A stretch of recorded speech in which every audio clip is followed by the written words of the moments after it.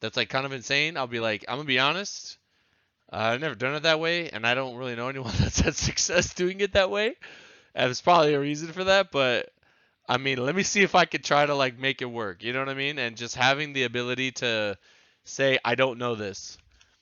As I've gotten older as a coach, I have really liked the aspect of delegation as well.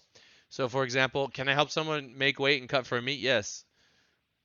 Would I rather put all of my focus on making them as strong as I can possibly make them while taking into consideration their nutrition? While they have a nutritionist, somebody who only does that, that is the only thing that they hyper focus on, working on that as well. While they have a PT who's maybe like local to them, who could like analyze like certain little issues or whatever and fix them. That is how you build a superstar lifter. Like that is how you know, being able to say like, "Hey, I know how to do that, but this guy probably knows it a little bit better than me." And I feel like if we have like all these, people attacking it, that is how you build an athlete. Like if you look at like the head of a football team, the head coach is going to focus on like the main big important things to move the team forward, and then under that you're going to have the trainers, athletic trainers that are going to help with injuries. You're going to have the position coach to help the little small intricacies of like that actual position. You're going to have the offensive coordinator who's going to focus on the offense, and the defensive coordinator focus on the defense. So it's like all these different moving parts that makes the team that the athlete is getting like a lot of different things from a lot of different areas. And I mean, some coaches, they could be a pretty good Swiss Army knife, and I think we all have to have some of that and understand how those different things, variables, play into making a good lifter. Um, but I think the willingness to adapt and learn in different situations is because, like I said, like shit happens on the fly sometimes. And I was just telling Weeze, um, sometimes I'm making blocks. The lifter has no injuries. They've been working with me for a while. Their form is fine. Everything is good. And you're just kind of like doing your normal plan. But when there's like a specific thing that you're trying to address, it makes it kind of interesting and it gives you like a clear path forward because like, oh, we need to bring this area up, or oh, we want to focus on like this person has really weak quads, they're tipping forward in their squat, they've already moved their stance out sufficiently, like let's try to bring the quads up a little bit, see if we can help with that. I like that. That to me is actually like when I was like 18 years old and I was you know in football, I really enjoyed the aspect of trying to increase the bench press through attacking the triceps and the shoulders and working on certain things to increase the number on the bar, as opposed to when you're bodybuilding, you are doing that, but it's different because it's not like it's more of like you're training a body part. I mean, I suppose you could apply it to bodybuilding too, but yeah, what do you think? Do you think a coach should, in regards to like being able to be like, you know what, I don't feel that I don't feel that if we take this route, that's a route that I have a lot of experience in. Do you think that's something important? Do you think that um, coaches should just fucking know everything and just be like, no, I'm never wrong? Like, what's your take on that? I give a lot more respect to coaches that, acknowledge that they don't know everything. It shows that they're willing to grow. I mean, if we all like thought that way, we were talking about this earlier, but like back in like 2010, everyone was doing like 3x3s, 2x2s with bands, max effort, dynamic effort, and over That time, was just the way, yeah. it was just the way. And then through the willingness to learn and become more efficient with time in the gym, how to get stronger, uh, healthier. We've developed DUP, and then over time, it's changed a lot from what we used to do back then. I mean, I remember seeing uh, like Bryce Lewis doing max effort, dynamic effort all the time. That was like one of the main things I remember back in like 2012 or something. And now, if you look at training from back then compared to now, it's just It's like not black and even white. the Like same it's thing, like, yeah. what are you doing? You're not doing anything. But yeah, I mean, willingness it's what makes you a great coach. Like wanting to improve yourself every day. through the years, and become the best version of yourself. Yeah, I mean, I am definitely, just looking like to way old programming from like 2014. I'm a lot more like on. Back then, it was more like, if now I'll be like so you have 7 days. Like, imagine this is 7 days right here. It's like top of the week, middle of the week, top of the week, right? So like maybe this is up here, middle of the week's down here, end of the week is right here. Whereas like back then, those three levels were like more together. Like there wasn't much variance between them. It was more so like broader. So I'm just a little bit more like, I try to emphasize certain points in the block more with lower RPs, higher RPs, more sets, less sets. I'm also like, you know, and this just comes from like self-analyzing. Like, did I really need to give this lifter 4 sets? Could I have accomplished the same with 2 sets or 3 sets? Like stuff like that. And then over time, you just kind of refine it, refine it, refine it. And then you get something that is really tried and true. And then you get faster. And then it becomes second nature. And then you just get really good at it. And then the lifter, if they stay with you all that time, they're getting better at it as well. And that's how you create, Russ squatting 745 at RP 0, and you're just like, what the fuck? Like, how did we get this? How did he get this? How did you get here? But people understand, got to know that's years of work. You know what I mean? Um,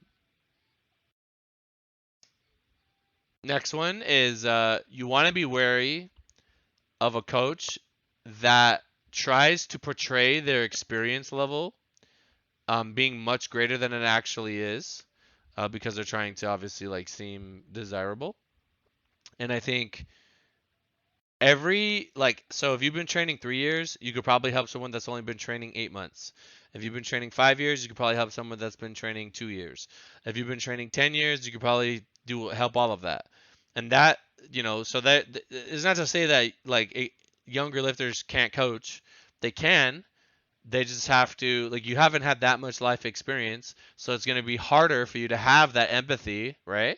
And I'm very fortunate that I started training humans, like people, when I was 16. My stepdad was he was a very like successful personal trainer, and he would just like give me younger clients, and I was like 16 years old, but I had already been training, for like 3 years at that point. Like I started when I was 13 with him, and he's someone who, and I was getting my certifications and all that, and then I learned from that, and I just learned at a very young age, like for the next, from 16 to maybe like 21, 20. I was just working with like all these different types of people, and I'm thankful for my time in commercial gyms where they just gave me like tons and tons of people like just throwing clients at me, but they're like random people, like they don't power lift, they don't want to do anything, they don't know anything, but it taught me to just be more open-minded, deal with all kinds of different people, and it really helped play into like getting on social media and learning how to deal with like a lot of different people in person, and then moving to the digital space. And I think that um, when you don't want to seem like, if you get a coach that's inexperienced and he's with a lifter that has to go into scenarios that require a lot of experience because they're like very stressful, they're very complex. um I mean, the lifter's the one that's going to end up like getting the, like, whether that be with their health or their performance, they're going to fucking up. And the coach will, I've always said, like, if you stick with your coach and they're competent, they'll probably figure it out over time. But like, you could just get there so much faster if you have somebody that knows what they're doing right from the get-go. And that could be a little bit harder to figure out. There's a lot of shit on the internet, and it's just hard to sift through that and find quality. It's really hard. Um, so I get it, and I understand. Like, we see shit all the time. But we don't really speak on it because it's like, I think at the end of the day, like, people are gonna end up where they belong. Like, people, like, if they need a coach that's like really experienced and is used to like competing at a high level, then that's what the lifters um level like demands, then they'll end up there eventually. Um, you also have scenarios where a lifter might stay with the coach, and over time, like they just love that coach so much that that coach gets there eventually. Um, but maybe they could have got there a couple years sooner. And my whole thing is like you're only gonna get to like bend your knees with weight on it a certain amount of times in your life before you can't anymore. Same thing with your back, same thing with your shoulders. And you want to get there at an appreciable rate. You don't want to take forever, but you also don't want to go too fast. Um, I suppose fast. I suppose like getting to the top quickly. Uh, I mean, I actually am like lucky enough to work with young lifters that progress super fast, and I know I'm talking a lot. I'll let Will talk in a second. Um, and you definitely see scenarios where like their strength level is a mismatch with their experience level, meaning they're super strong and ready to compete at this high level, but mentally they're just not like they feel the heat, they feel the pressure, um, and that's where the coach comes in to try to help them through that. And I think the coach can help them through that, but a lot of it is going to come down to them just feeling that pressure and getting used to it. Um, so what do you think about that, Will? Let's try to frame it. Coaches like you want to find a coach that portrays, like for example, you could give a presentation that sounds very smart, but when it comes to your practical application, or yeah, your practical application and being relatable to the lifter, it may be a mismatch with the presentation that you just gave off. What do you think about that? Yeah, I mean, I think, I mean, with nowadays everyone wants to be a coach, but like, I'll just give you a scenario.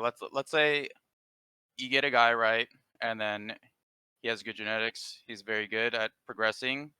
Um, with maybe, I don't want to say minimal effort, but Like obviously not some people. not super.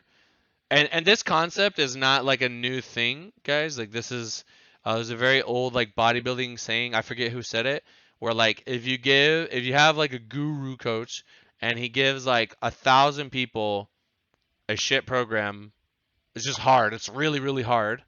And like 900 of them break, but like the 10 fucking gods, they are unbreakable and they're gonna get through it and they're gonna make them look really good. You know what I mean? So it's tricky. Go ahead, Pretty Will. much. So Yeah. let's say, they want to be a coach. They've been getting really strong within a year or two. Never dealt with any injuries. Never dealt with, not being able to do the work. Never had to regress anything. It's like Mhm. all those things come in time. Like you need that experience to make yourself better. If you don't know anything else like that, like if you don't have to run into adversity like that, it definitely shapes you differently than someone who, maybe they hurt their back like 6 months in. They had to figure out how to brace right. They had to figure out how much volume they could tolerate. They couldn't just withstand anything that they're given. So I mean, obviously, high level athletes are going to want to be with high level coaches that have the experience at high level situations. Like worlds, raw nationals, podium spots, Sheffield, right? Super Like, sweaty primetime sessions. yeah. But it's like I think it's super important to identify what level you are as a coach and be honest with yourself. You don't want to put yourself or the lifter in a bad situation and have a bad outcome like that. Um but some athletes grow with their coaches. There's some up and coming coaches that are really good. Grant's super young, he's Yeah. really good. I mean, Steven Singleton, he's really good. shout out to Like, Steve. Yeah, I mean, but see, those guys, they're sponges. They absorb yeah, everything. But also, I feel like if you're that young, it's like having a mentor is like so important. Like you need yeah. someone. Dude, And they have them. I would play fucking Destiny with Grant, and I would just like our minds are just melding. You know what I mean? Yeah.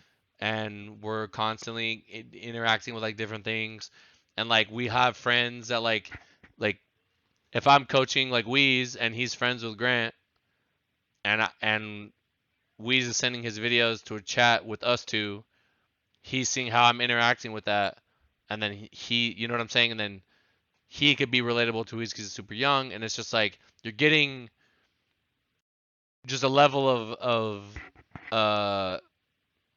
experience that I mean, even you will just being with me all those years at Zoo, seeing you all the time. The reason why I decided Will would be a good coach is because of the things that he would ask me that showed that his head was thinking. Also, he's been around a long time. Like he had put in the work in the early years of the powerlifting days, and 2013, brother. yeah, and I was like, damn, like this guy, he's still here, and that meant a lot to me.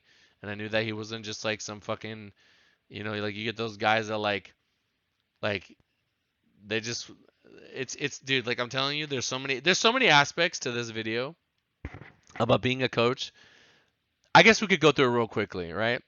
Like just like hard parts about being a coach that people don't understand. Like you got to be another thing that we have on here is organization. You got to be hella organized. There's like a lot of things that you're going to have to micromanage. Communication needs to be like god level. Like you need to be able to communicate with a lot of different people all the time and understand their specific scenarios. um you're going to have times when you like do everything for a lifter, you get really attached to them, and you guys are making amazing progress, and then they leave for one reason or another, and it hurts. But it is what it is, and you got to become hard from that. You got to just keep moving, and it's not for everybody. It really isn't. Um, and I think if you're not very composed, a lot of the time, like I mean, that stuff could mess you up, and it's just one of those things that I don't think people see that side of it. I mean, I suppose we could tie that into a different video. Anyway, guys, to wrap this all up, um, I think this was some good talk here with Will talking about characteristics to look for in a coach, I suppose, and inversely, things if they're lacking those things, you want to avoid them, and kind of understand like what you want. Some lifters may want a coach they could be homies with, which is hard, right? Because you don't want to force it. Other lifter, that's why it's like consume the content, see how the coach is, see like I vibe with this guy. I mean, shit, Russ just did the podcast with one of his homies, and like they do similar things, but he consumed his content first and was like, "Oh, I like this." That's the cool thing about the internet. You put yourself out there and you attract like-mindedness or like things that are compatible with you, and that's what people might want. So, um, you got to kind of know what you want. I got some guys that hit me up and they're like, "I just want a program. I don't even want coaching." And I'm like, "Dog, I don't do that." Because like you're gonna be fatigued on like week 3 and like or like maybe like week 7 or something, and you're not gonna understand it, and you're gonna go insane, and you want to have a coach there to help you through it. um and yeah, that's pretty much all I got. But yeah, guys, Will, is there anything you wanted to close on or anything you want to say? What you just said right there, like don't force it. I think that's also super big. Like you can't force chemistry. It just makes it super awkward. And if it's not a good fit, that's okay, right? Yeah. Find someone who works well with you. But yeah, Kaiba, dude, it's this guy's nuts. He wants the trash can under me. Anyway, thank you guys. If you made it this far, let me get a hashtag giga real one, cause holy fuck, 40 minutes. Now I think this video was like I'm gonna post it, and Weez is gonna be like, that should be behind a paywall, and I'm gonna be like, leave me alone, man. I don't know how to do all that. Nah, he's just looking out. Anyway, thank you guys for making it this far. Thank you, Will, for coming on. You guys can follow him at William Squats on IG, and I'll see you guys in the next one. Peace.